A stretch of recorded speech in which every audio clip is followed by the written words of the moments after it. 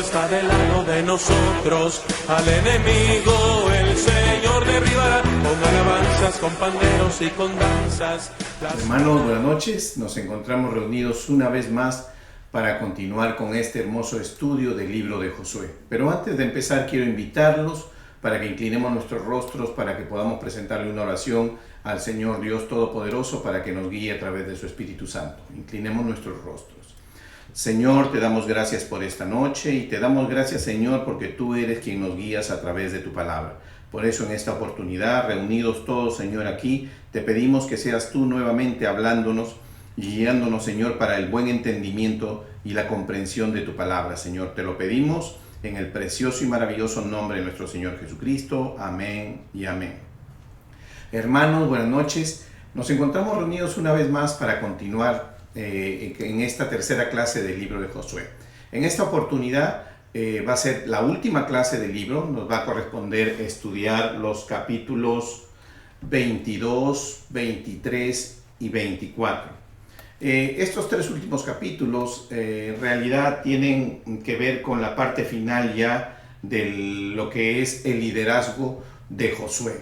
Josué, como ya lo hemos dicho y vamos a mencionar algunas cosas importantes, este es un libro donde nos enseña mucho sobre lo que es el liderazgo. Las diferencias de liderazgo que hay: Moisés, un tipo de liderazgo; Josué, otro tipo de liderazgo. Pero aún en ambos casos resaltamos que la obediencia es la columna vertebral para seguir a nuestro Señor Dios Todopoderoso, el Dios de Israel. La obediencia es lo que Él resalta. Tanto en Moisés como en Josué se dice bien claro que Él debe continuar siguiendo las instrucciones que en ese entonces Jehová, el Dios de Israel, les indicaba paso a paso.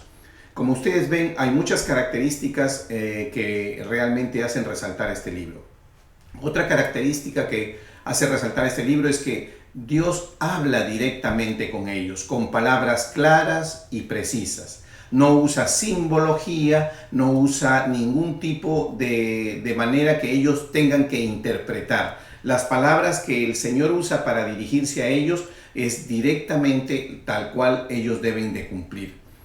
Literalmente tienen que obedecer la palabra de Dios tal como está escrita. Eso nos demuestra a nosotros que realmente la voluntad de Dios es plena en estos primeros libros. Cuando nosotros tenemos una voluntad de Dios expresada de esa manera, podemos saber con certeza qué es lo que nuestro Dios, el Dios de Israel, piensa, qué es lo que Él desea, qué es lo que Él busca del hombre, o del pueblo, o de su pueblo, como sería en este caso. Y lo tenemos en una clara evidencia de la manera en que Él se manifiesta a nosotros, desde Moisés hasta Josué. Este libro de Josué, que lo caracteriza a él por ser un líder conquistador, hablamos también de este libro porque en este libro nosotros no solamente vamos a ver que se da el cumplimiento del ofrecimiento de la promesa que Dios empezó con Abraham, ¿no? Desde Abraham empiezan las promesas y sabemos que desde Abraham comienza que será multiplicado el pueblo y que tendrán una tierra, ¿no?, que el Señor les entregará. En un principio Abraham, ¿no?, Jacob, todos ellos, Isaac, vivieron en la tierra prometida, pero vivieron como huéspedes, como visitantes, como personas que no les pertenecía la tierra. Por eso es que el Señor los sacó de esa tierra, los llevó a Egipto, estuvieron 400 años en Egipto para después salir de Egipto y poder realmente llegar a esta tierra prometida cuando Dios los guió a través de ella. Como nosotros podemos ver, toda esta travesía, ¿no?, de tiempo que pasa, es una travesía que realmente el pueblo necesitaba, porque nosotros necesitamos ser instruidos para la obra de Dios. ¿Para qué? Para que ellos puedan formarse como pueblo, conocer el Dios de Israel, cómo deben ellos comportarse, y el Señor les entrega toda clase de leyes y disposiciones para que así suceda. Además, nos damos cuenta en este libro de Josué que se hace mención a un libro que se llama el libro de Jazer. Esta mención, que es muy corta, que la vimos la clase pasada, el libro de Jazer se conoce como el libro del justo. En este libro del justo, que es un libro histórico y que el pueblo de Israel, el pueblo judío hoy, lo utiliza en sus estudios como un elemento histórico para tener una ampliación del detalle de lo que se ha estudiado. Hoy vamos a ver el final de este liderazgo de Josué, y si lo comparamos con el libro de Jacer, en el libro de Jacer nos dice que el liderazgo de Josué duró 28 años. Esa información no se encuentra en la palabra de Dios, pero desde que la palabra de Dios cita el libro de Jacer, le da validez a ese libro, porque si no, no estaría escrito. Sabemos que toda la palabra ha sido inspirada por el Espíritu Santo. No es un libro canónico, no nos confundamos. No es un libro canónico ni es parte de la Biblia, pero sí es un libro referencial al cual nosotros podemos ir para tratar de conocer más ampliamente la parte histórica, ¿no?, que está registrada ahí. Bueno, con todos estos antecedentes y sabiendo de que durante este periodo, en este momento, cuando ya Josué entra a la tierra prometida, conquista parte de la tierra prometida, y la parte que no ha conquistado aún así la reparte. O sea, cuando él ya entra, habiendo conquistado parte de ella, comienza la repartición de las tribus de Israel a las tribus de Israel. ¿Por qué? Porque realmente Dios le comunica, así como le comunicó a Moisés, que ya era su tiempo en el que él iba a dejar el liderazgo y partir, también se lo dice a Josué: ya estás viejo, avanzado en años. Entonces Josué comienza, ¿no?, a completar la obra que Dios le mandó, repartir la tierra donde ya se encontraban habitando. Y ahora los invito a que veamos la geografía bíblica, porque es importante saber sobre esto. Y sabemos que la geografía bíblica nos muestra que hubo una repartición de tierras, que hoy vamos a cerrar el capítulo viendo eso. Y haciendo un acercamiento en esta clase, vamos a ver que se cumple algo que pidió José. José pidió, cuando lo estudiamos, José pidió que sus restos, sus huesos, sean trasladados a la tierra prometida. Y así mismo lo vamos a ver ahora en este tiempo, que en Siquén, ¿no?, tenemos la sepultura de José. Y la sepultura de Josué la tenemos en Timnat Serah. Si ustedes se van a dar cuenta, Josué pertenecía a la tribu de Efraín. Por esa razón, su sepultura está dada en las tierras que se le asignaron a la tribu de Efraín. Y José, que es el hijo de Manasés, ese es el papá de Manasés, entonces sabemos que a él le dan sepultura en el área del territorio que se le entrega a la media tribu de Manasés. Sabemos que la tribu de Manasés está antes y después del Jordán, media tribu antes y media tribu después. Entonces ahí nos damos cuenta nosotros que efectivamente José es enterrado en el área de la tribu de Manasés y Josué es enterrado en el área de la tribu de Efraín. Y ahora los invito a que vayamos al capítulo 22 del libro de Josué. Este libro de Josué, estos capítulos que vamos a ver, son realmente informativos.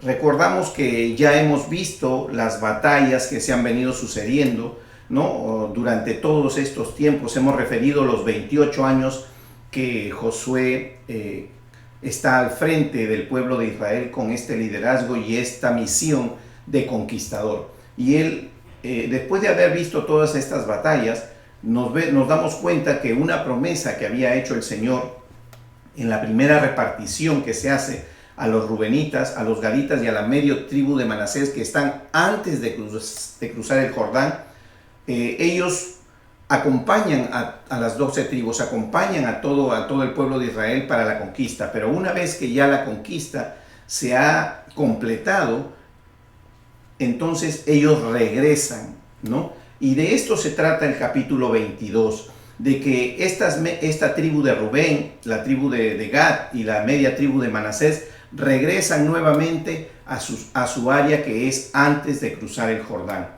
Pero nos vamos a dar cuenta cómo estas tres tribus, ¿no?, por decirlo así, estas tres tribus, porque son dos y una media tribu, ellos levantan un altar, levantan un altar a la altura del Jordán, pero la razón por la cual levantan este altar es para hacer recordatorio. Y es aquí donde marqué la diferencia también cuando hablamos de las 12 piedras.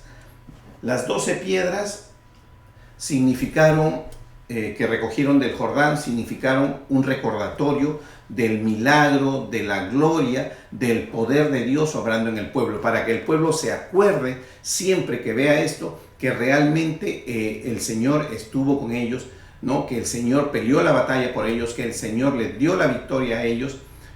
Sin embargo, de la misma manera, en base al mismo criterio, estas tribus, ¿no? Cuando regresan a sus lugares, levantan un altar en el Jordán.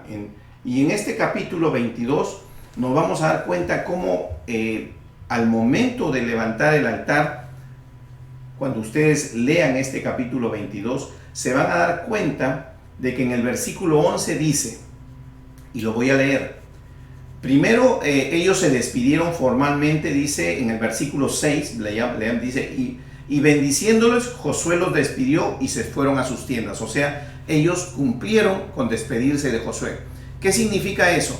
Significa que cuando estas dos tribus y esta media tribu regresan a su lugar, la conquista de lo que es la tierra prometida ha sucedido en parte.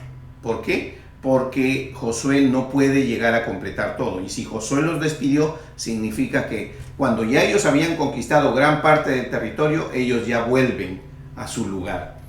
Dice, ¿no? Y en el versículo 11 dice bien claro, en el 10 dice, y llegando a los límites del Jordán que está a la tierra de Canaán, los hijos de Rubén, los hijos de Gad y la media tribu de Manasés, y edificaron allí un altar junto al Jordán, un altar de grande apariencia.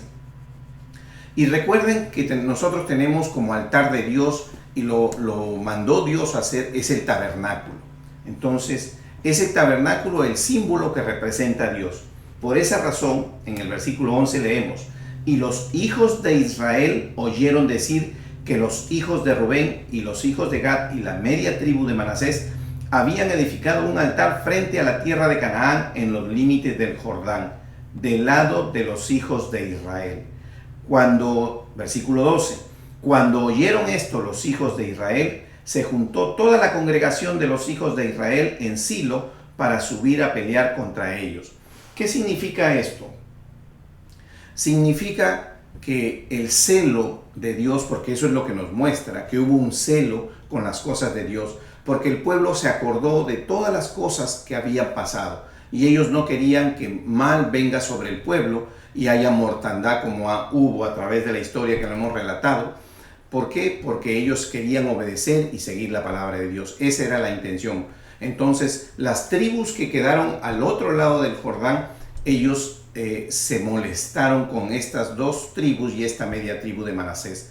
¿Por qué? Porque ellos compararon que este altar nuevo que se estaba levantando era un altar como un segundo altar de adoración, y como que le quitaba prestancia, le quitaba la honra, ¿no? Y la gloria al verdadero altar que es el tabernáculo que Dios ordenó que se hiciera. Y por eso ellos, para evitar la ofensa al Dios, ellos quieren ir en guerra contra sus propios hermanos. Sin embargo, nos vamos a dar cuenta cuando seguimos leyendo la historia, nos vamos a dar cuenta que realmente no fue esa la intención, ¿no? Y leemos en el versículo 13, dice, y enviaron los hijos de Israel a los hijos de Rubén, a los hijos de Gad y a la media tribu de Manasés en tierra de Galad, a Fines, hijo del sacerdote Eleazar. Recuerden que cuando empezamos esta historia, vamos a hablar un poco de los sacerdotes. Empezamos con Aarón. Aarón era el sumo sacerdote elegido directamente por Dios cuando iniciamos esta travesía desde el Éxodo. Sin embargo, nos vamos a dar cuenta que a través de estos 40 años primeros que sucedieron, también Aarón murió y lo sucedió su hijo Eleazar. Y asimismo, nos vamos a dar cuenta que a través de los años, entre la muerte de Aarón, la toma del sacerdocio de Eleazar y estos años de conquista de Josué, muere Eleazar y lo sucede su hijo Fines como sumo sacerdote. Ya hemos hablado y hemos aclarado de que la tribu de Leví es la tribu que ejercía el sacerdocio y ejercía la administración y el trabajo y el control sobre el tabernáculo. Pero aclaramos, y lo vuelvo a nombrar para recordarlo, que todos los descendientes de la familia de Aarón eran los sacerdotes y todos los demás levitas se constituían como obreros de Dios en lo que es el tabernáculo y las cosas de Dios. Ellos no eran sacerdotes, los sacerdotes eran solo los descendientes de Aarón. Entonces, si lo comparamos con la iglesia moderna, podríamos decir el pastor el pastor y los líderes de la iglesia. Eso vendría a ser como una figura actual para entenderla, ¿no? Los líderes de la iglesia, que son los que intervienen en todo el desarrollo y la administración de lo que es el servicio o la iglesia misma, vendría a ser el pueblo de Leví, y los sacerdotes vendrían a ser los pastores que están en la administración de las cosas de Dios directamente. Y eso siempre hay que tenerlo presente para no confundirnos. Y así nos damos cuenta en este versículo 13 que realmente aquí se ve que ya se encuentra como sumo sacerdote Fines, el hijo de Eleazar. Seguimos. Asimismo, en este mismo capítulo nos vamos a dar cuenta a través de la historia que hemos narrado que el Señor envía que el pueblo de Israel, que estaba al otro lado del Jordán, reúne 10 príncipes, uno por cada casa, ¿no? Reúne al sacerdote Fines, ¿no? y a todo lo que corresponde, de acuerdo a lo que está en el 14 y el versículo 15. Si nosotros leemos el 14 y el 15, nos vamos a dar cuenta que se reúne 10 príncipes con él, un príncipe de cada casa, dice, los cuales fueron, y con ellos también fue el sacerdote Fines, ¿no? Y dice, los cuales fueron a los hijos de Rubén, los hijos de Gad y a la media tribu de Manasés en la tierra de Galaad. Y hablaron diciendo, toda la congregación de Jehová dice así, ¿qué transgresión es esta?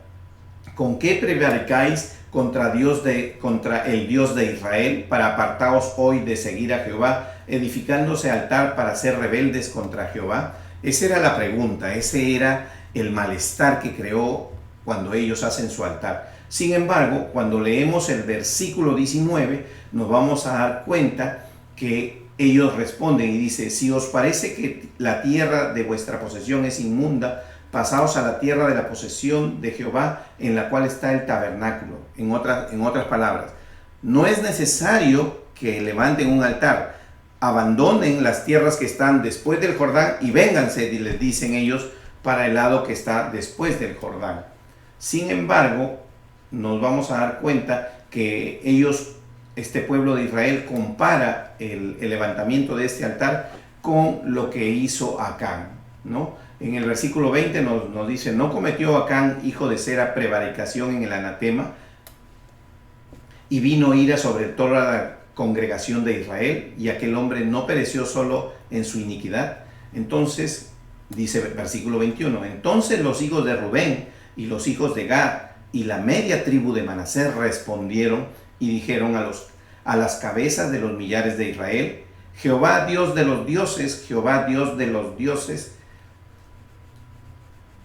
Él sabe y hace saber a Israel, si fue por rebelión o por prevaricación contra Jehová, no nos salves hoy. Entonces ellos abren manifiestan su deseo de que sea el Dios que realmente dando discernimiento en este momento, porque si ellos realmente han cometido contra Dios algo, que Dios ponga en el corazón de este pueblo que así es. Sin embargo, cuando llegamos al versículo 23, ¿no? Nos dice, si nos hemos edificado altar para volvernos en pos de Jehová, o para sacrificar holocausto u ofrenda, o para ofrecer sobre él ofrendas de paz, el mismo Jehová no los demande.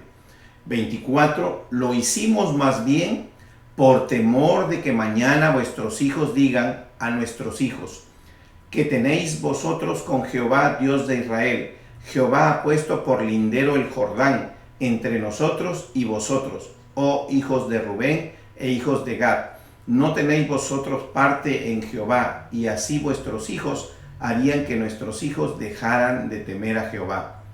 Por esto dijimos, edifiquemos ahora un altar, no para holocausto ni para sacrificio, sino para que sea un testimonio entre nosotros y vosotros, y entre los que vendrán después de nosotros, de que podemos hacer el servicio de Jehová delante de él con nuestros holocaustos, con nuestros sacrificios y con nuestras ofrendas de paz. Y no digan mañana vuestros hijos a los nuestros, vosotros no tenéis parte en Jehová. Como se dan cuenta, nuevamente estamos viendo que realmente lo que se trata de hacer cuando se levanta es un recordatorio de lo que realmente Dios mandó o hizo en su vida. Y eso es importante porque en los tiempos actuales nos damos cuenta que se usa mucho, ya no como recordatorio, sino como si fuera un amuleto para que Dios nos conceda, y se distorsiona la verdadera manera en que uno se puede hacer un punto de referencia, una estaca, un momento, hacer un momento, un alto y notar algo que Dios hizo en nuestras vidas para marcarlas como recordatorio de que Dios siempre obra en nuestras vidas. Y eso es lo que sucede, y eso es importante establecer, porque en los últimos tiempos sabemos que algunas otras posiciones religiosas han distorsionado esto y han comenzado a usar esta manera y han creado como especie de amuletos o cosas que no significan realmente una recordación, sino la quieren convertir en una motivación para que se haga o se deje de hacer algo. Y eso no es lo que Dios busca. Es por eso que cuando terminamos de leer este capítulo 22, nos vamos a dar cuenta que realmente todos ellos aceptan.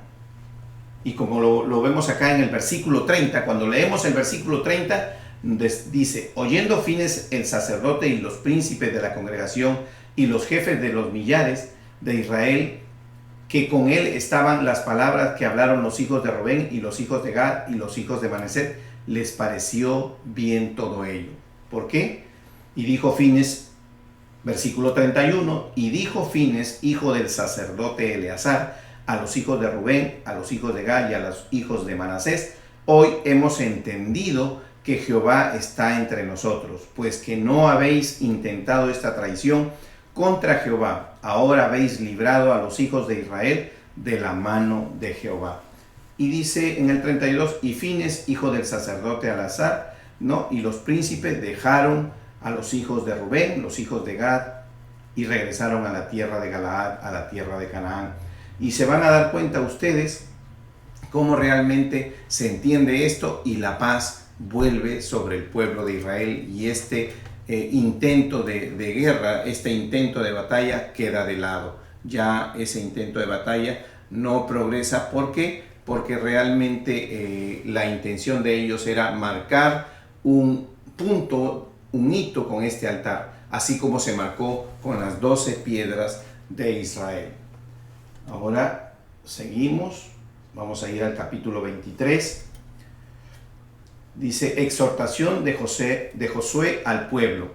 Cuando nosotros leemos el capítulo 23, nos vamos a dar cuenta de algo realmente que ha venido sucediendo durante todo este tiempo. Josué, ya entrando en años, como dice acá, vamos a leer el versículo 1 para ir ubicándonos en el tiempo y la edad de Josué. Dice: aconteció muchos días después que Jehová diera reposo a Israel de todos sus enemigos alrededor de Josué, que Josué, siendo ya viejo y avanzado en años, llamó a todo Israel, a sus ancianos, sus príncipes, sus jueces y sus oficiales, y les dijo: yo ya soy viejo y avanzado en años, y vosotros habéis visto todo lo que Jehová vuestro Dios ha hecho con todas estas naciones por vuestra causa, porque Jehová vuestro Dios es quien ha peleado por vosotros. Y queda claro que Jehová siempre pelea por nosotros. Él va delante de nosotros, derribando todo muro, derribando todo obstáculo, para que nosotros podamos seguir adelante y desarrollando en obediencia. Y quiero notar esto porque es necesario que tengamos presente. He aquí que os he repartido por suerte en herencia para vuestras tribus estas naciones. Y él hace, y comienza él a, y si ustedes leen este capítulo, comienza él a recordar lo que Moisés les había dicho en el capítulo 23. Él recuerda todo lo que Moisés había llevado a este pueblo y había manifestado, les había hecho conocer la ley. Nuevamente Josué hace lo mismo, les hace conocer nuevamente la ley. Levanta también un recordatorio escribiendo sobre las piedras, ¿no? Y leyéndole nuevamente y exhortando al pueblo en todo momento que no se aparte de la obediencia. Hermanos, la obediencia es la columna vertebral de seguir la palabra de Dios. Cuando nosotros nos declaramos que somos cristianos, cuando reconocemos en nuestro corazón y lo manifestamos con nuestra boca, que nuestro Señor Jesucristo es nuestro Señor, que Él es Dios hecho hombre, que vino a esta tierra, que se hizo, que fue crucificado, muerto, sepultado y al tercer día resucitó y que se encuentra arriba ya en los cielos. Cuando nosotros reconocemos todo esto y que Él es el autor de todas las obras que tenemos escritas en esta Biblia, nosotros para seguirlo a Él, cuando declaramos y somos hechos hijos de Dios, tiene que ser, lo declaramos en fe, porque nosotros no lo hemos visto, lo declaramos en fe, y por fe somos hechos hijos de Dios. Pero la fe, dice la palabra de Dios, es muerta si no tiene obras. Y las obras a que se refiere, la principal obra es la obediencia. Tenemos que seguir en obediencia. Lo único que nos va a mantener esa comunión con Dios es la obediencia, porque caminar en desobediencia, habiendo manifestado que somos hijos de Dios, es caminar en pecado. Todo lo que no se ajuste con Dios es caminar en pecado. Por eso que es muy importante. No importa cuánto oremos, no importa cuánto hagamos, no importa nada si no estamos en obediencia con Dios. Y eso lo hace notar él. Ustedes podrán ver que Acán fue y peleó y trató de ganar la tierra para que el pueblo pueda conquistarlo. Sin embargo, Dios no consideró que él fue como soldado y peleó. ¿Por qué? Porque no pesa tu obra, no pesa tu actuar, no pesa tu acción si tú no tienes obediencia. Te exhorto a que cumplas la palabra de Dios. Continuamos. Y así este capítulo 23, como lo estoy diciendo, es un capítulo de recordatorio, es un capítulo donde Josué le exhorta al pueblo para que continúe, ¿no?, siguiendo en orden y en cumplimiento con la palabra de Dios. Y ustedes verán que en el versículo 16 dice: si traspasareis el pacto de Jehová, vuestro Dios, que Él os ha mandado yendo y honrando a dioses ajenos e inclinándose a ellos, entonces la ira de Jehová se encenderá contra vosotros y perecéis prontamente de esta buena tierra que Él os ha dado. Bien claro lo dice: si traspasareis el pacto de Jehová, que vuestro Dios, que Él os ha mandado. Eso es lo que Él ha mandado, el pacto que ya nosotros lo conocemos, incluyendo las 613 leyes. En ese momento, esa es la ordenanza para el pueblo de Israel, ¿no? Y no que vayas yendo, dice, honrando dioses ajenos o inclinándote a ellos, porque eso encenderá la ira de Jehová. Entonces, Él lo que manda es obediencia, y esa es la principal presentación de este capítulo 23. Ahora vamos a empezar el capítulo 24. El capítulo 24, cuando ustedes empiezan el capítulo 24, se van a dar cuenta, en el capítulo 24 se van a dar cuenta, cuando empezamos, que el título del capítulo 24 dice: discurso de despedida de Josué. Así es como empieza el capítulo 24, que es el último capítulo del libro de Josué. Este capítulo en realidad es un capítulo donde ya se hace mención a todos los últimos momentos que está viviendo Josué, ¿no? Que Josué comienza a reunir a todos los jueces, a todos los príncipes, y comienza a dar las últimas instrucciones antes de reunirse con sus padres. Y eso es lo que nosotros vemos. Y cuando nos vamos al versículo 11, nos vamos a dar cuenta, dice, y que ahí nuevamente él les dice, pasasteis el Jordán y vinisteis a Jericó. Jericó es la primera ciudad conquistada por Josué. Jericó es una de las ciudades más antiguas que registra la historia de esa área. Jericó es una de las ciudades es una ciudad muy antigua. Estuve leyendo acerca de Jericó y existe prueba histórica de que efectivamente todos los muros existieron y que un día esos muros se cayeron. Todo eso nos da a nosotros una base real de que todas estas cosas no solamente son palabra de Dios en cuanto a lo que Él ordena o ordenanzas, sino que es historia registrada en la Biblia. Y así es como nosotros nos vamos dando cuenta. Y en este capítulo 24, ¿no?, nos vamos a dar cuenta que Josué nuevamente comienza a recordarles a ellos todas las cosas que Dios ha hecho. En el versículo 14, Él les dice, ahora pues, temed a Jehová y servidle con integridad y en verdad. Quitad de entre vosotros los dioses de los cuales sirvieron vuestros padres al otro lado del río y en Egipto, y servid a Jehová. Servid con integridad y verdad. Íntegro y verdadero es aquel que sigue las instrucciones de Dios. Eso es lo que les dice Él. Y también les hace recordar de que Dios ha arrojado a todos delante del pueblo, ¿no?, que le ha permitido a este pueblo de Israel derrotar al amorreo, ¿no? Como dice el versículo 18, y Jehová arrojó delante de nosotros a todos los pueblos y al amorreo que habitaba en la tierra. Nosotros pues también serviremos a Jehová porque Él es nuestro Dios. Y así es como responde el pueblo a Josué. Seguimos en este último capítulo y dice este último capítulo: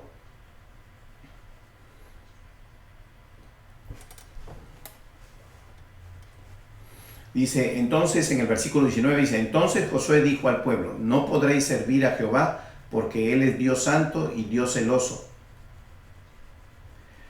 No sufrirá vuestras rebeliones y vuestros pecados. Quiere decir de que no se puede servir a Jehová si estás yendo tras otros dioses. Dice, si dejareis a Jehová y serviereis a dioses ajenos, Él se volverá y os hará mal, os consumirá después de que os ha hecho bien.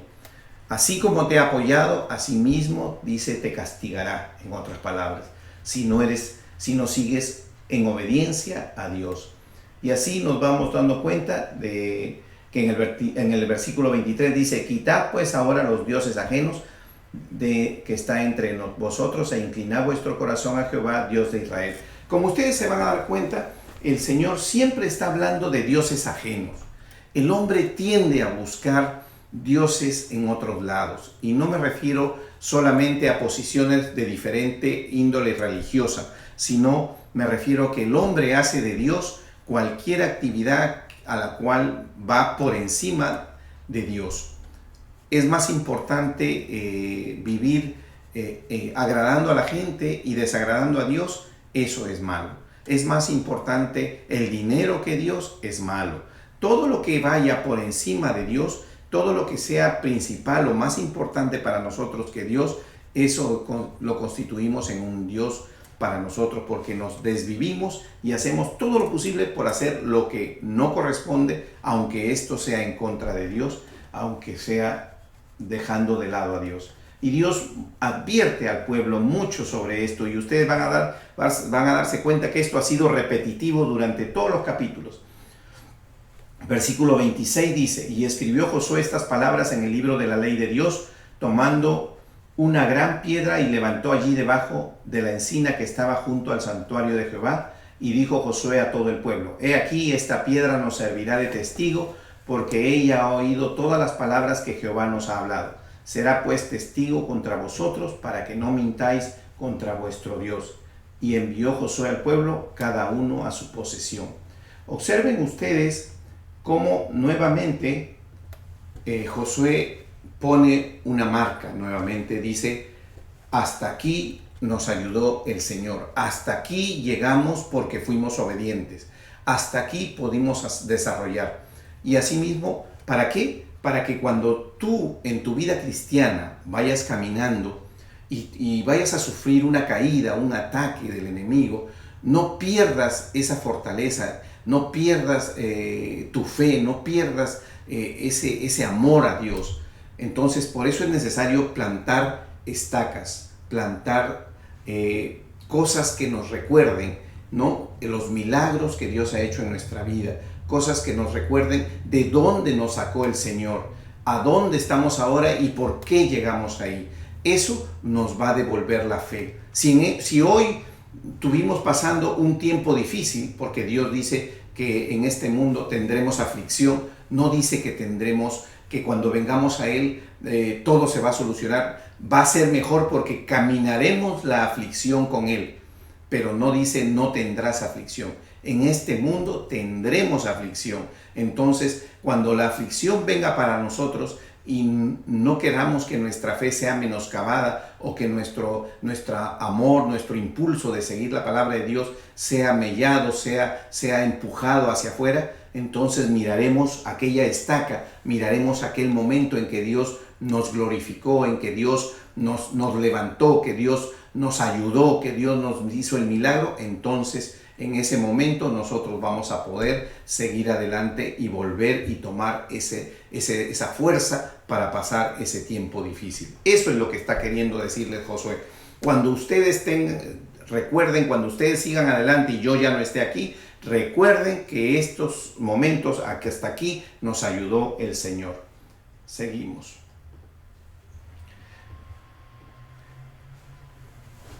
Dice versículo 26, y así es como dice, y envió Josué al pueblo a cada uno a su posesión y los repartió a cada uno. Los que les tocaba todavía conquistar tuvieron que organizarse y conquistar. Y este capítulo 24 termina detallando la muerte de Josué, la sepultura de los huesos de José en Siquem y la muerte del sacerdote Eleazar. Dice acá, muerte de Josué, y nos hace una referencia bíblica del siguiente libro. Después de estas cosas murió Josué, o sea, después de haber dado todas las instrucciones, murió Josué, siervo de Jehová, siendo de 110 años. Ya les dije que según el libro de Jacer, el tiempo que él estuvo en liderazgo, así como Moisés tomó 40 años de liderazgo con el pueblo de Israel, desde que lo sacó de Egipto hasta que llegó a las puertas de la tierra prometida en Jericó. Asimismo, Josué, durante el liderazgo de Josué, entre que cruzó el Jordán y conquistó la tierra, tuvo 28 años. Dice, versículo 30, y le sepultaron en su heredad en Timat Será, que está en el monte de Efraín, al norte del monte de Gaz. Ya hemos dicho, él es enterrado en las tierras que se le entregaron a la tribu de Efraín, porque él era descendiente de la tribu de Efraín. Y sirvió Israel a Jehová todo el tiempo de Josué y todo el tiempo de los ancianos que sobrevivieron a Josué y que sabían todas las obras que Jehová había hecho por Israel. Entonces, si usted lee el versículo 31, aquí la palabra de Dios nos abarca ya un tiempo grande.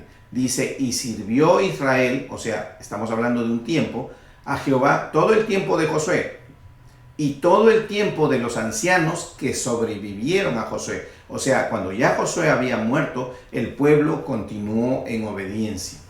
Dice, versículo 32, sepultura de los huesos de José en Siquem. Y enterraron en Siquem los huesos de José, que los hijos de Israel habían traído de Egipto, y en la parte del campo que Jacob compró de los hijos de Hamor, padre de Siquem, por 100 piezas de dinero, y fue posesión de los hijos de José. ¿En qué lugar se encontraba? En el lugar donde se le había asignado a la otra media tribu de Manasés. O sea, José fue enterrado en la tierra de uno de sus hijos. Y versículo 33 dice, también murió Eleazar, hijo de Aarón, y lo enterraron en el collado de Fines, su hijo que le fue dado en el monte de Efraín. Esto es porque esa fue la parte de la tierra que recibieron los levitas en ese pueblo. Recuerden que habíamos visto también sobre los pueblos que habían recibido los levitas. Hermanos, Ha sido muy interesante conocer la vida de Josué, un gran líder, un gran conquistador, un gran guerrero. Fue guiado por Dios, fue un estratega, usó una técnica y una táctica militar dada por Dios. Cuando ustedes leen detenidamente el libro, la parte de las batallas, se van a dar cuenta que Dios le indicaba la manera en que debería combatir. Le dio instrucción, les enseñó al pueblo lo que era una técnica y una táctica militar para combatir. Y es así como llega a la conquista del pueblo. Hermanos, gracias por haberme participado en todo este tiempo con el libro de Josué. Y los invito al próximo martes a las 8:30 de la noche para que empecemos este nuevo libro que es el libro de Jueces. Así como hemos venido desarrollando hasta el día de hoy, vamos a completar toda la palabra de Dios. Los 66 libros los vamos a desarrollar para que tú, hermano, que estás viéndome ahora, puedas conocer de la palabra. De repente tú no puedes o no quieres leer la palabra de Dios porque se te hace que no puedes entender o es difícil. Te invito a que continúes o empieces estos estudios para que tú puedas llegar a conocer la palabra de Dios, porque eso es lo que estamos desarrollando. Gracias por su atención. Los veo el próximo martes a las 8:30 de la noche. Dios los bendiga. El poderoso está del lado de nosotros, al enemigo el Señor derribará. Con alabanzas, con panderos y con danzas, las murallas caerán. El poderoso está del lado de nosotros, al enemigo el Señor derribará. Con alabanzas, con panderos